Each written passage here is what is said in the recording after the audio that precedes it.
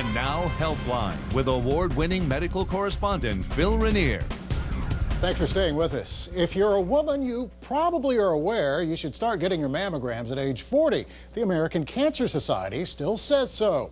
Despite that, a government task force stands firm on its recommendation that most women should postpone their first breast x-rays until they're 50. More than a handful of doctors, including some here at Baton Rouge, are calling the new guidelines a huge step backwards.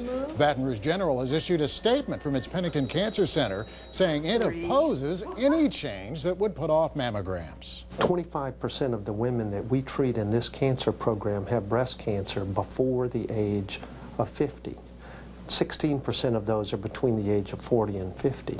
Those are potentially women who would lose access to choice in their management and lose the ability to cure. Now tonight in Healthline at 10, more on why the task force says mammograms should begin at 50, the Obama administration's position, and a local woman who has her own views on all this.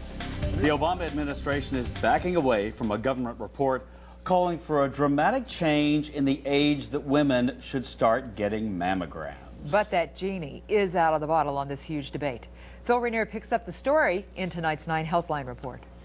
Breathe. Mammograms are considered largely responsible for a 15% drop in breast cancer deaths in women between 40 and 49. That's why Baton Rouge cancer specialist Will Russell was shocked when a government task force announced mammograms are not necessary for most 40-something women. 25% of the women that we treat in this cancer program have breast cancer before the age of 50. 16% of those are between the age of 40 and 50.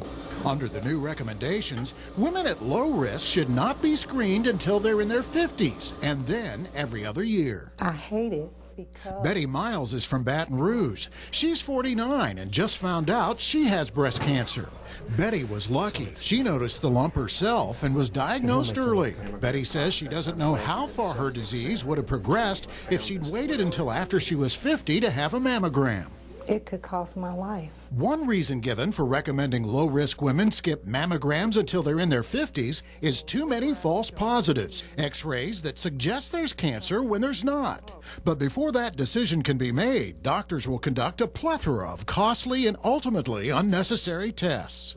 Dr. Russell understands the logic, but he says you can't put a price tag on life. Not while there's clear evidence mammograms at age 40 save lives and help lower the breast cancer death rate.